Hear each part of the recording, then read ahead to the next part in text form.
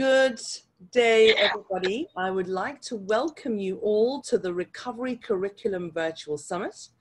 And with me here today, we are very lucky, is Sara Namutebi.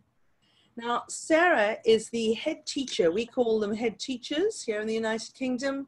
She is the principal, or you call them a head of school elsewhere, of a school in Uganda. And she is going to be telling us about her school and her experiences of the COVID-19 lockdown. Welcome, Sara. How are you today? Fine, madam.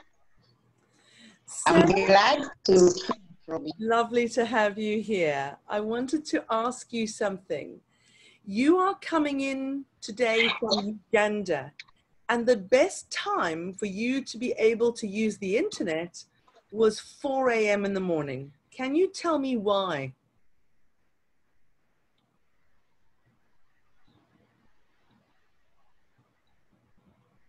I've not had that question. It didn't come. I wanted to ask you, it's 4 a.m. in the morning in Uganda, and you Yes, have please. had to come and call me we've had to get together. So it's 2:30 a.m. in the United Kingdom, and it is 4 a.m. in Uganda, 4:30 a.m. Why can you only use your internet at that time of the morning? I think our network is not all that good. And the people who are using it are very many. So it is always busy. In some areas, it doesn't reach. The problem is the network. And Sara, what about, and you are on your mobile phone, you are using internet on your mobile phone? Yeah, on mobile phone, at times I change positions. I can be outside, I can be along the road, I can be at school in different areas, but it's not everywhere. Okay. You have to change positions, yeah. So the technology is just not in place for you to be delivering online learning in Uganda? It is there in some areas, but not in every area. And which area are you based in, Sara? Okay, for me, I'm in Wachiso. It is called Wachiso district. That is central. But my area, being where I'm staying, is a bit rural, so it doesn't receive that network always. Now, Sara, you sent me an email and you said that many children have had extremely adverse experiences from the lockdown. Can you tell us about that? Yeah, you know, we started lockdown in March. That's when we stopped school, 20th March. Since then, up to today, our children are in the villages, are in the communities. So they have experienced a lot. Some parents are irresponsible, as you know. Some parents are very poor, as you know. Those irresponsible parents cannot mind the children. The poor parents fail to manage the children, feeding, controlling. Most of our children move up and down. They don't settle home because of the home environment, because of the poverty at home. Some children even become hawkers. They sell tomatoes, cooked cassava. They sell yams they go on as hawkers every now and again. So our children have got that experience. Because of poverty at home, they try to look for money now and again. Because some parents say, okay, they have those businesses, they work, they work, they leave children alone at home. So they are free to rotter around the villages when their parents are not there. So that experience they have. Then there's very rich ones. They can control their children in fences. Those are the people who have televisions, children stay on televisions the whole day. They started the online learning, like they study on the televisions or radios, but those are very few children. Those are the ones who can be controlled. Those are the families which have televisions, and their children can be controlled and study on the televisions. Secondly, as we teachers, we know that children need teachers to be near. But when a child is on a television, obviously they can pretend that he's studying, yet he's not. We go child by child. But on a television, it's just watching. It's as if a child is watching a film. Yeah? So we have such experience and challenges. Sara, you said that some children have even fallen pregnant or been married, forcibly married during this time, or worse, Yes. suffered abuse. Can you give us more information about that, please? Okay, some children, most especially in the rural, they have gone that. It is due to poverty. And you know, these men, they keep on deceiving them with little monies, sweet chapat. Here they say a lot of chapat. And because these children come from poor families, they are very easily attracted. And very many, when the statistic took place last time, they said more than 2,000 girls in Uganda had gone pregnant. And those are the ones they managed to get. That means there can be more. Sara, you're breaking my heart. Than that. And when schools open, we are going to find that. So sad. I beg pardon. It's real. Yeah. When schools begin, we are going to lose a lot of children. We are going to lose. Though we have a system in Uganda with UPE, that is Universal Primary Education, they say every girl child is entitled to education. So even if a girl is pregnant and registered for final exams, is allowed to sit with a pregnancy. But very few can come back. They fear. They fear to come back to school when they are pregnant. And again, it portrays a bad picture among other children when they see pregnant children in the classes. It's a bad picture. What? So that's our situation. Don't cry. Madam, I see you shedding tears. So, but it's there. Our children, now there is poverty. And you find some parents are drunk and the fathers are drunk. What do you feel now that the school reopened? Have you gone back to school now? When did school reopen? They have not yet announced. So we don't know when they will open. They promised to open for final classes, candidate classes. But up to now, they have not yet opened. I don't know when. Okay, all right. We are waiting for the government.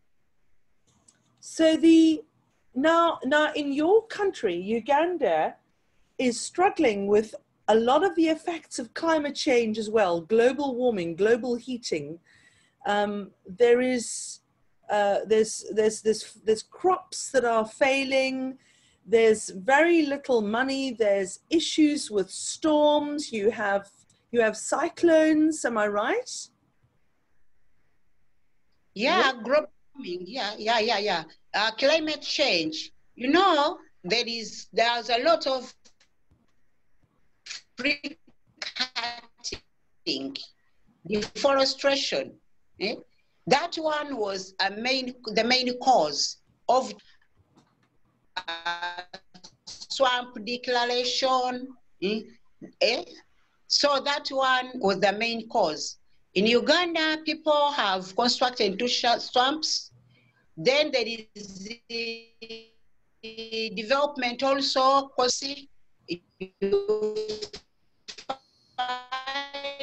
That because of construction, firewood is very much used. That one affects the forests. We are trying to plant new trees, but you find that we plant softwood not as durable as hardwood from our ancestors. We plant trees at schools, at everywhere along the roads, but the forest people have cultivated food where there were forests. They have turned it business. They have constructed factories. So their forests cannot grow again. But simply we teach our children, we encourage them to plant trees, though we can't plant forests as those which were there. So that one is the main cause of global warming. You know, as a developing country, we are developing. Even you find that vehicles can also make a cause. You know, these fumes from vehicles, the type of fuel we use at home cooking. We don't have most of us don't have modern cooking stoves. We have local stoves, the 3 stones, where there is a lot of smoke coming out. Whereby, if at all there were modern cooking stoves or saving stoves, we would be using very little firewood, or we would be using like briquettes. Yes. But now most of it is firewood. Yes. Sarah, what about solar cookers? Go modern. What about solar cookers? If we solar cookers, you know, where you can get the solar, do they not use solar cookers where they can use the sunlight to cook? Those ones we don't have as yet. Okay. We don't have where we use most of it is firewood or charcoal. And the charcoal is also burnt from trees. It also affects forests. Electricity is very expensive. So families can't use the electricity. So we need to be helping and sending solar cookers so that these homes and these families stop using the firewood and stop using the briquettes, because that's not good for their health. I mean, yeah, you know, if they're breathing in the fumes and the smoke, that's really making them ill.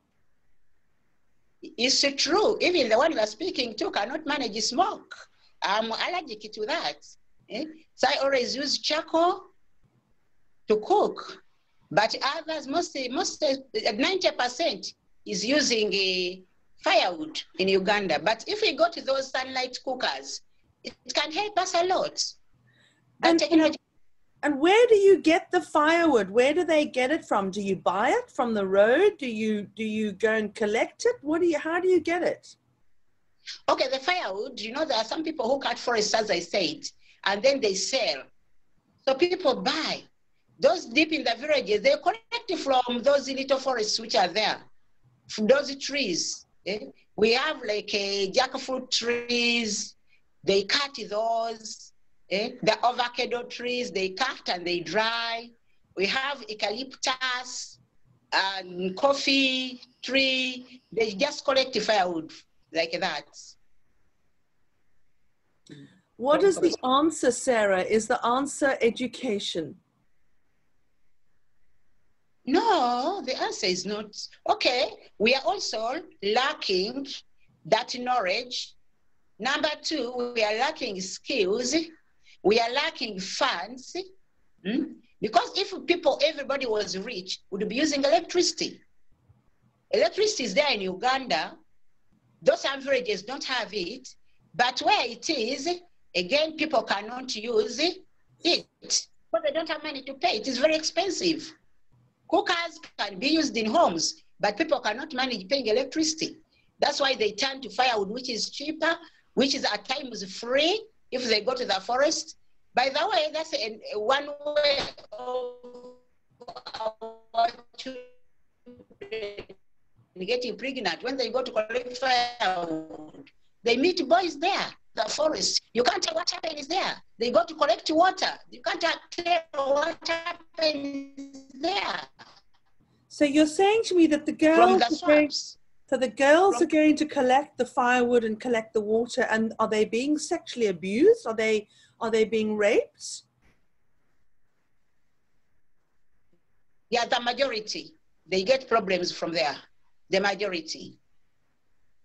Others are deceived, but the majority. That's why it is so in the rural areas. In the urban, it's not common. Pregnancy is not common in urban areas. It is in rural. So your school is in a rural area, is that correct, Sarah? Affected children are in rural, most of them. Yeah, it's a half urban, half rural.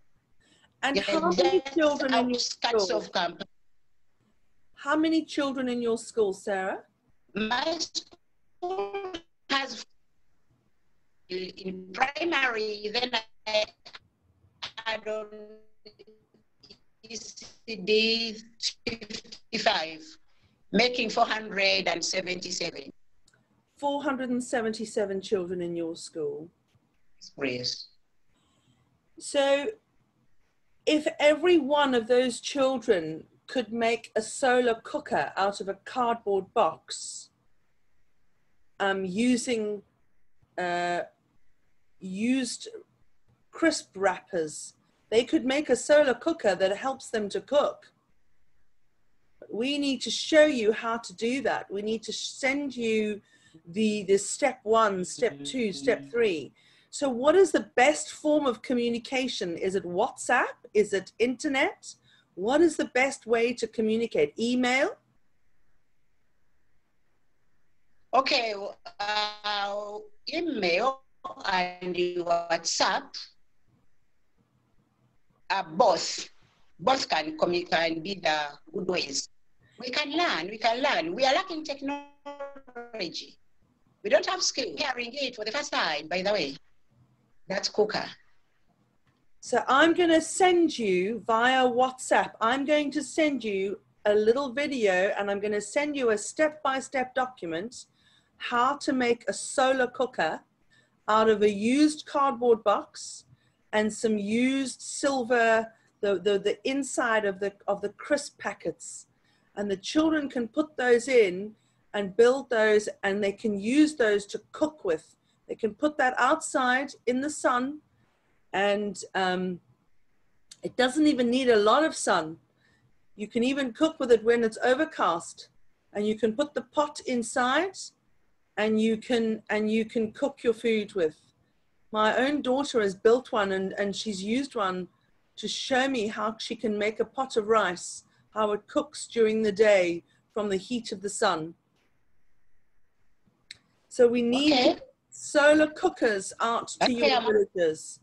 So this project that you are going to be working on, Sarah's school is going to be taking part in a collaboration with a school in Hammersmith and Fulham Borough Council, a group of schools, 4 schools in Hammersmith and Fulham, led by Sally Brooks, is the executive head of, and she's the head teacher of Fulham Girls and Fulham Academy. And she's leading this cluster of schools with 4 schools from Uganda, with Sarah's school being one of them. And I think that we're going to be delivering climate literacy, but it shows us that we need to go deeper than climate literacy. We need to start with energy and food and the basics. We need to be helping with showing how to make solar cookers, how to generate electricity without spending money, expensive money on, you know, lots of money that you don't have on generators and electricity from the grid. So being off grid will help. And our children here, we have deprivation in the United Kingdom, but no deprivation on the scale of which you are talking about, Sarah. We do not have children going to collect firewood every day, and those are girls. So we know from our gender and environment course that it's the girls that are collecting the firewood, the children, and they're being raped and abused when they go and collect the water and collect the firewood. And now we hear that we have pregnancies and they can't go back to school due to the shame and the embarrassment of being pregnant. So we need to set up initiatives that ensure that those girls that are pregnant can be taught separately, perhaps, so that the shame is, you know, that the other children are not abusing them and looking down on them.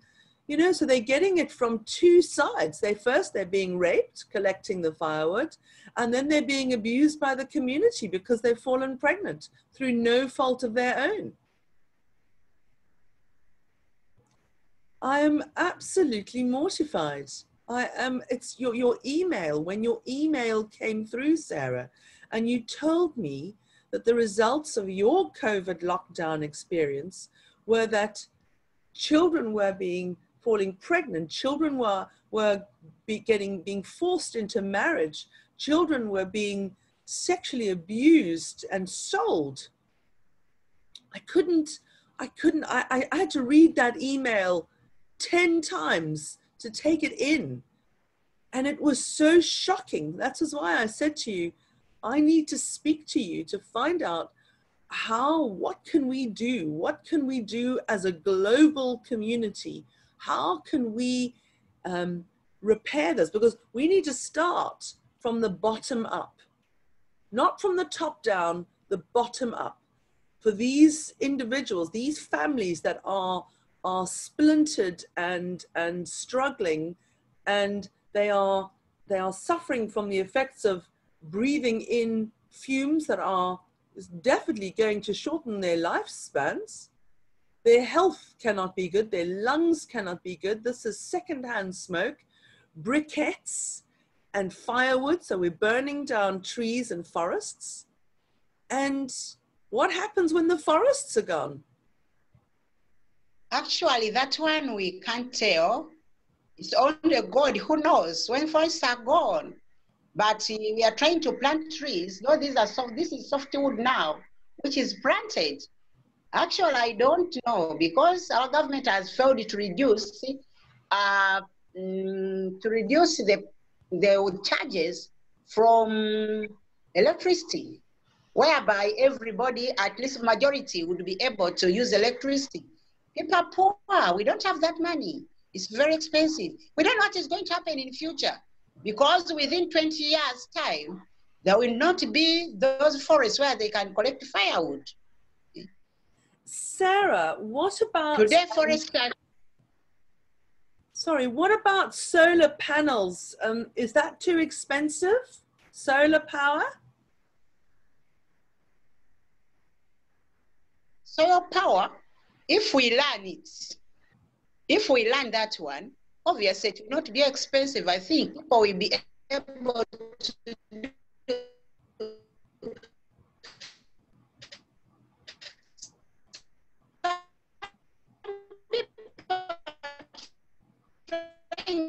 even to make briquettes, inks, dry peelings, matoke peelings. So Sara, we need to be getting rid of the briquettes. Right. Briquettes are no good. Briquettes are not good for the environment. Then mix with that. So, but that is what some people use to reduce the expenditure on charcoal, because that's the only alternative you find someone who has. Yeah, otherwise, all that is not good. We are not very okay, but we have to live. Sara, how are your children going to recover? Can you tell me about what will happen when school reopens? What is your strategy for recovery? Okay, thank you very much. The first thing is sensitizing. Sensitizing the parents, first of all, and then we sensitize the children. They have to come back. The minds have to come back. They have to have a positive mindset. They have to change their mindset. As per now, children studying, most of them are no longer even thinking of schools. They are no longer knowing where they ended, where they stopped in class. Yeah? Their attitude, they are thinking of what's happening in the fields, in the communities. So what we are going to do, first of all, is to sensitize the parents, sensitize the children. In our communities, even at times we move door to door talking to the parents. We call them for our meetings. Some come, the others don't come. So that sensitization will be the first thing. Then when they come back to school, we have to talk, keep on, talk to talk, face to face, one-to-one talk, group talk, counseling. We need a lot of counseling for these children to recover.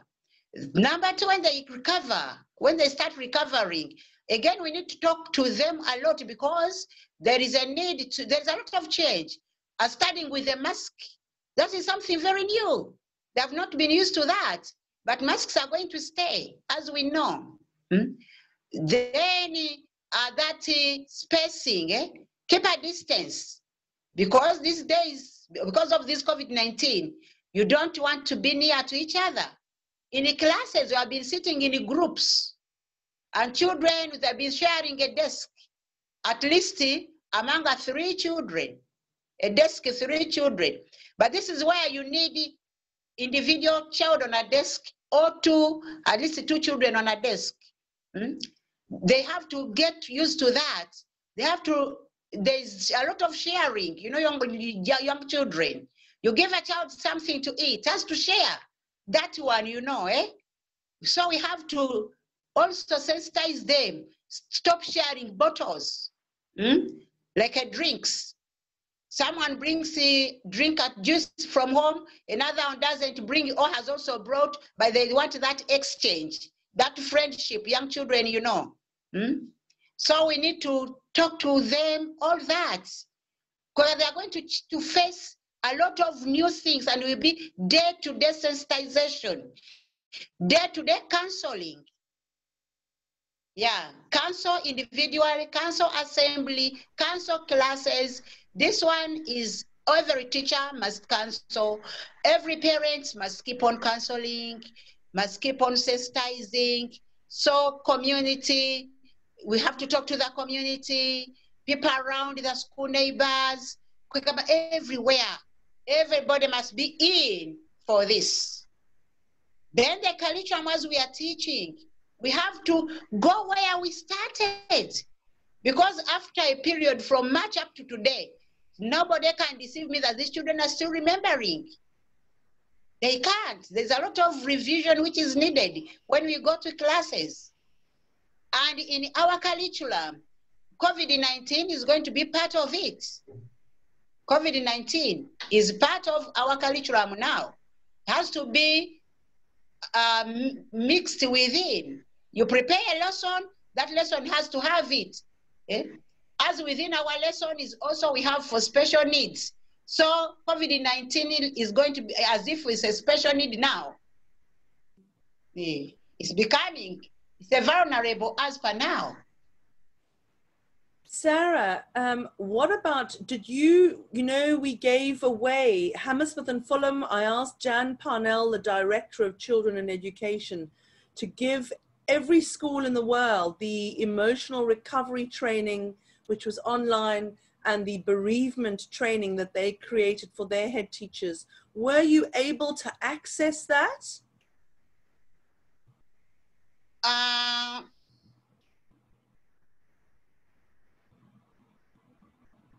Recovery training, yeah, I looked at some.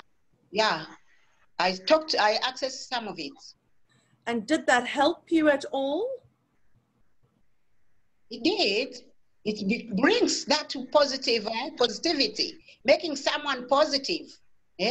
Live with that disease, because you have to live with it. It's very helpful. Indeed, it helped me. Sara, what about handwriting assessment? We sent you the handwriting assessment teacher training so that you can start assessing for the lost learning. Yeah, I looked at it. That the handwriting. Yeah, I studied it. Is that going to help? Yeah, it was also good. It was also very good. Letter formation.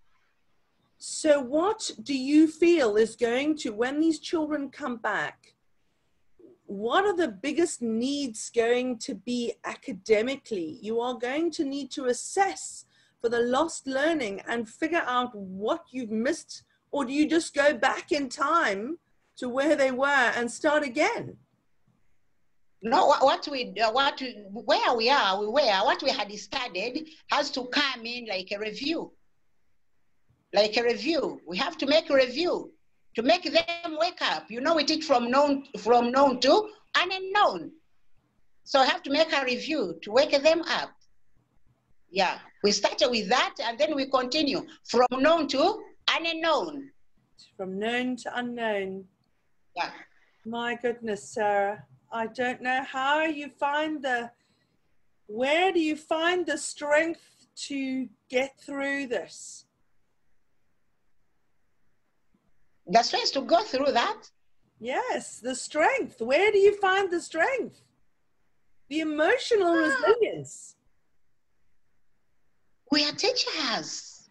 Yeah, but Sarah, you tell me this stuff and I'm sobbing like a baby. Sure. We are teachers. We have to follow the methodology. That's methodology of teaching. And again, if you want your children to learn, to take in, to develop academically, you have to give in yourself and do whatever is required to make this child go through this world. Yeah. I do believe that education is the key. It is the key that will unlock the kingdom to everything, and that we can do this very quickly. But I'm just so concerned that the technology is so difficult for us to deliver. You know, we keep banging on about artificial intelligence here, and yet, you know, you and I are having to speak at your time in the morning, 4 a.m., it's my time in the morning, 2 a.m., just so that we can have internet. So our concepts of, oh, well, internet, you know, the internet of things, we're all just going to be online. That's not happening throughout the world. There is deprivation. It's the poorest of the world that are struggling with this even more than we are. We're complaining about not having laptops and dongles, and you're telling me about children not having firewood and food and homes, and having to go and collect firewood and collect water, and getting raped and being forcibly married off and sold. So for me, there's a whole disconnect here. That's where our internet of things and our technology, but the technology makes it possible for you and I to do this Zoom today so that we can share this globally, so that people can know what's going on, what is happening in Uganda. Your children have not gone back to school yet. Yeah, they have not gone back to school because of this COVID-19. And I thank God that I was able at least to have this phone whereby I can share with you and other people. And number two, I can get data. I thank God because I can buy data. In Uganda, we buy data every now and again. We buy data in Uganda. Now, I know that in Uganda, you do not have monthly data deals like we do here in the United Kingdom. I can buy a month's worth of data. I can buy like 30 gig of data for £15 a month. And you have to spend hundreds of pounds a month on pay-as-you-go data. It's an absolute crazy system. Why do people not use monthly data? Can they buy blocks of data, Sarah? Yeah, you can. It's also there, but it depends on what someone has, the money. You can have little money, you have to share. You buy food, you have to get transport. So if you say you buy data for a month, you can find that you cannot manage. That's why you find people going in daily data. So they buy or weekly data. Those ones. Pay as you go. Pay as Daily, you go data.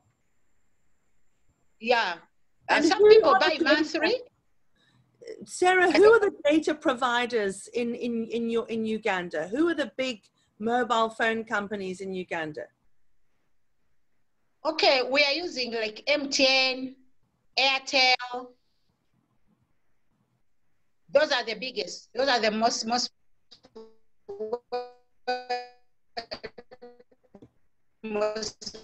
people use. Sarah, can you ask the children, can we start writing letters to MTN? Airtel. MTEL, there's MTEL is one of them. MTN, Telsat. Can we start writing letters to those companies, asking for them to give bulk data packages to the schools in Uganda? You have 23,600 schools in Uganda. There must be some sort of a deal that they can do specifically for teachers and schools in Uganda. Okay, you know that was their own business. Their own business. And they have to pay taxes. They try to help where they can, like once a year, they can help a certain school, like in renovating a school and whatsoever, that is giving back. But you know, all those schools, if they can help one school in a year, yeah, we thank God for that. But because they pay taxes, and taxes are very expensive in Uganda, they can't, I don't think they can reduce. Sarah, what are the literacy skills, the basic? And most especially for teachers, they don't know, nobody knows them.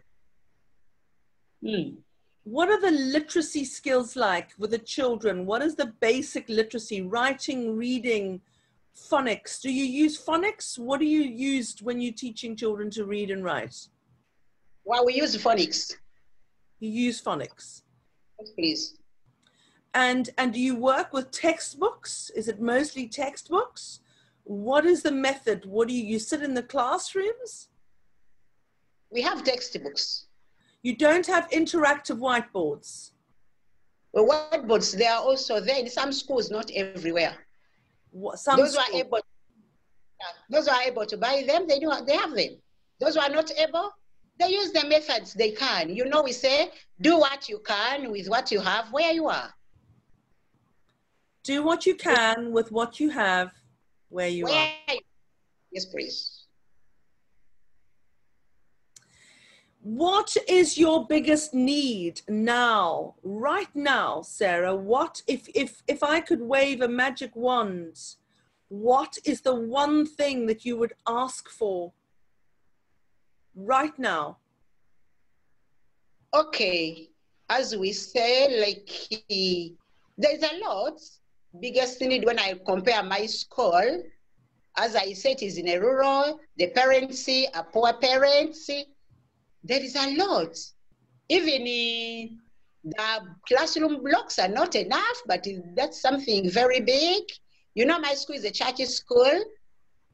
The government does not, it is just giving in an aid. The parents have to come in, yet they are poor parents. We have a need for library. We don't have a room where children can sit and read. The library lessons are carried on within the classes. They go to that bookstore, it's almost a bookstore, and they pick books. That's also a big need. We don't have those, as I say, modern cooking stoves. Classes need renovations. For us, we have a lot of needs, The school has only one computer, the office computer. So this technology you are talking about, children will take long to learn it. That's how we are. Okay. So with the project that you are going to be working on with Sally Brooks in Hammersmith and Fulham Borough Council, this is, you are going to be working on a sustainability initiative.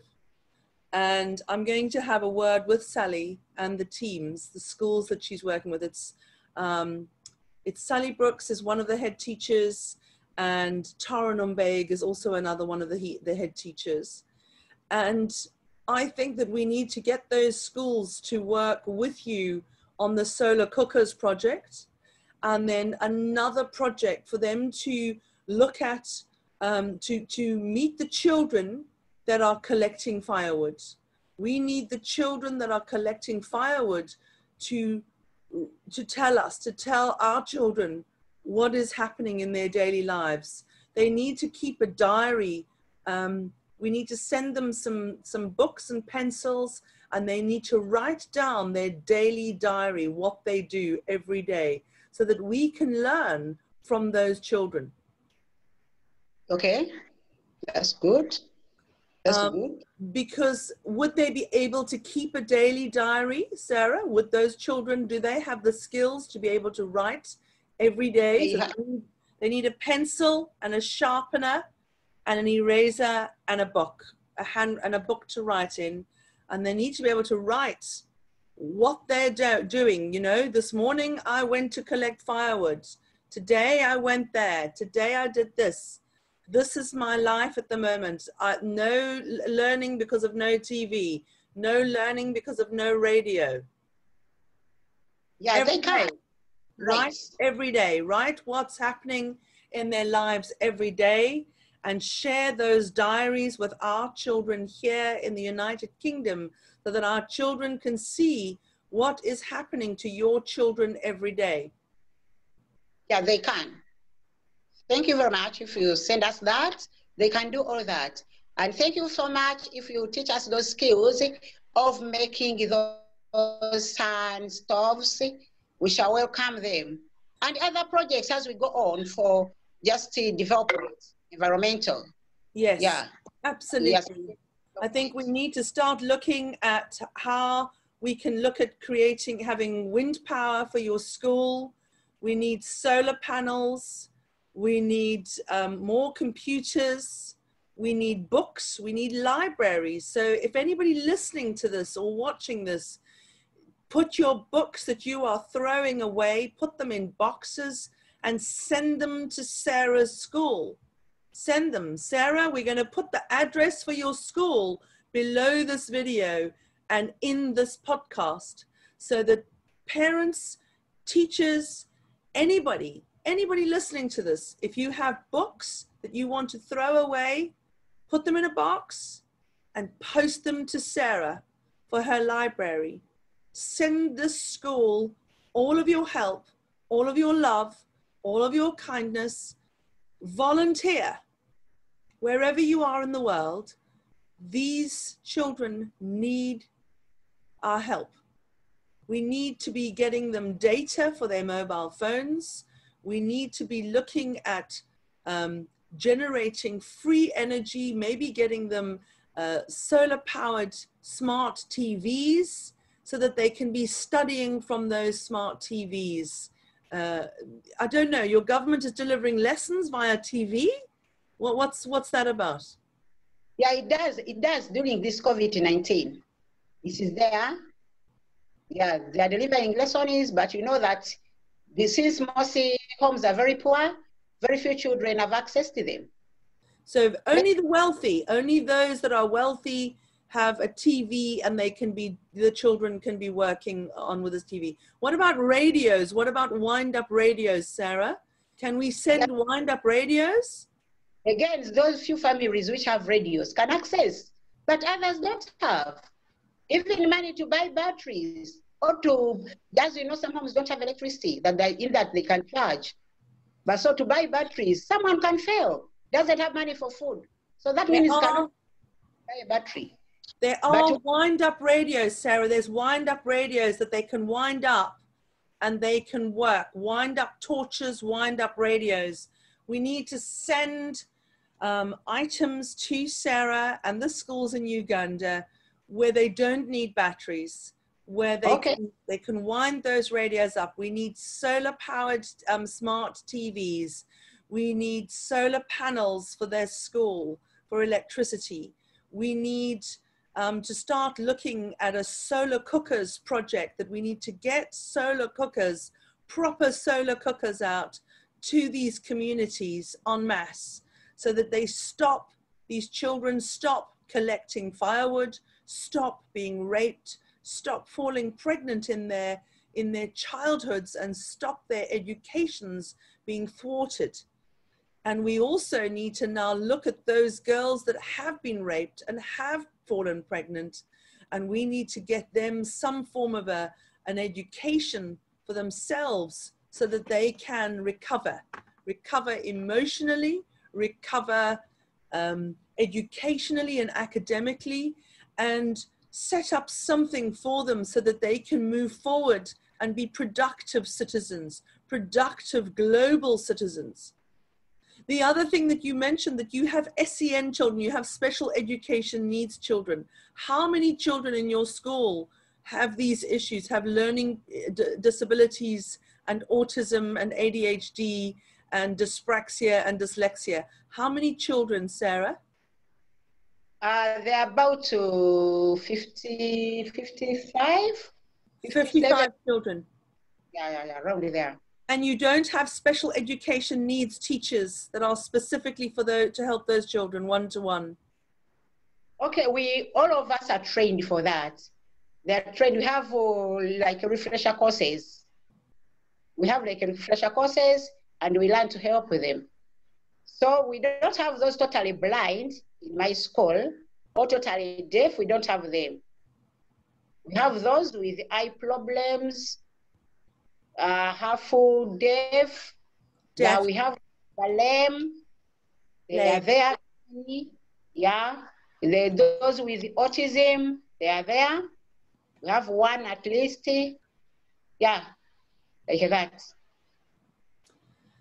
So there are a raft of issues, but from what I'm deducing from this conversation, Sara, it's lack of facilities, basic facilities, pencils, pens, note paper, radios, wind-up radios, solar cookers, solar panels, wind power, computers, data for mobile phones, monthly data blocks. So I wonder if we can get hold of these mobile phone companies, and we can look at raising bulk data for you in your school, that you have data for a month, so that you can not have to worry about the data, that you can focus on feeding yourselves and educating yourselves.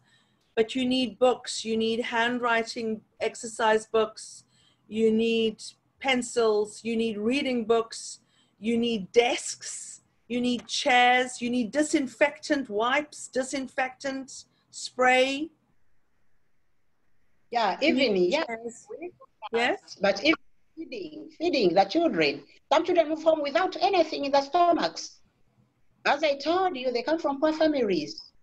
Then at school, they stay on beans and posho every day. That's our diet. They're going through bins. They're going through the dustbins.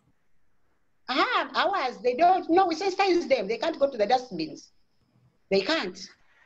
But the feeding is all not that good, healthy for them. That's also another challenge. So how do you feed them, Sara? What do you feed them? Posho and beans. Just we eat to live. The small portion, eat to live. Do you get donations of like bread and jam and butter? No. What do you feed the children? We buy posho and beans and we feed them. You're making them maize meal and beans? Yes. For breakfast? No, lunch only. Lunch only. They only get lunch. They don't get breakfast. Yeah, for primary 1 to 3, primary 1 and 2, those two classes, they get porridge at break. Porridge at break. They don't get breakfast. They don't get lunch. They don't get supper. No, for P1 and P2, they go back at lunchtime. They have to eat at their homes. But if there's no food at home? That one we can't, I don't know God. They live on God is mercy. That is the order of the day. They have to go home at lunchtime. Okay, all right. So I can see that your recovery is going to be, you have issues there that even COVID-19 has now opened up and showed us is so much to be done, so much work still to be done in Uganda. So what are your neighbors? Where are your nearest neighbors in Uganda? What are the countries near you, Sara? We have Kenya. Kenya and? Tanzania in the south. Yes. We have Rwanda. We have Democratic Republic of Congo and the Southern Sudan. Okay. And are those peaceful towards Uganda? Is there peace in your region? Yeah, in my region, there is a little peace. It is there. Okay. So we don't have to worry about wars and conflicts with neighboring countries or neighboring states. We don't have them. Okay, that's one positive that we can look at, because I think that they must also be struggling with the results of COVID-19. It must be a similar story all throughout these LDCs, these lower developing, lower economic, these are developing countries. These are countries that want to develop, that want to get on, want to be educated, want to be industrialized, for want of a better word. Okay. Sara, I want to thank you so very much for speaking with me today. You have opened my eyes and my ears to a lot. And this will be the first talk that we do together. And I hope that very, very soon that you and I are going to do another talk together, because I am hoping that people somewhere in the world are going to listen and watch this talk that I've had with you today.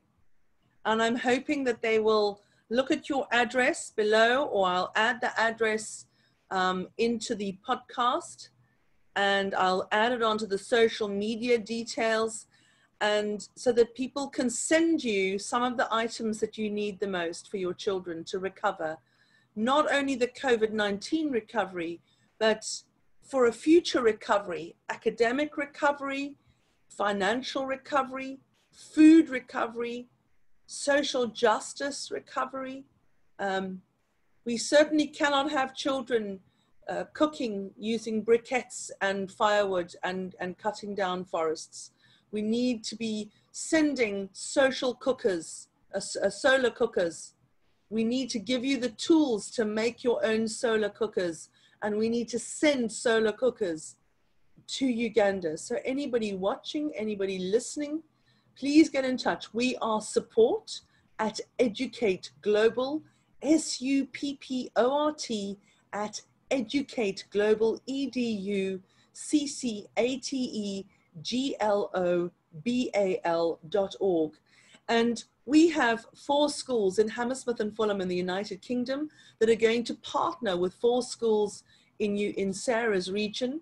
We have 2,000 schools in the United Kingdom that are going to be our Educate Global Award schools, and they are going to partner with 2,000 schools in LDC countries. So we are hoping that schools from Uganda, schools from Zimbabwe, Ethiopia, Kenya, Nigeria, these schools will partner with our schools here in the United Kingdom. We need 2,000 schools out there to partner with our schools so that we can put them forward for a funding that is delivered, is funded by the International Development Aid, so that we can get these schools, get the solar cookers for them, get the basic and the knowledge out there and the training. So there's a lot of CPD, a lot of continuous professional development for these teachers, for these head teachers, and then for these head teachers to come and visit us here in the United Kingdom, to see, to learn how we do things here, and to tell our children and tell our teachers what their needs are and what their experiences are. I think it would be such an incredible exchange for our schools and our children to understand what is happening in Uganda and how what we do here impacts those families, those communities there. Global heating is a reality. We know it. The science is there, and we have got to all stand together as one to make a difference, to mitigate and adapt and bring that global heating down to a manageable level. We've got to stop with the fossil fuels, stop burning our forests, plant trees, and start developing technologies and knowledge that will help us to mitigate the CO2 in our atmosphere. So please get in touch with us. We are Educate Global. I am Melanie Harwood, and I want to thank Sara Namutebi for getting in touch with us and for being so honest with us, and for, you know, I mean, your time is valuable. You got awake, you got up for me at 4 a.m. in the morning for me, and I thank you so very much, Sara. And I wish you all the best, and I wish that we can help you as much as we can, and that you can help us, because your knowledge is our knowledge. And we will see you all on the other side. Thank you, Sara. Thank you too. Thank you for the opportunity. Thank you, everybody. We'll see you all on the other side. Bye-bye then. Bye.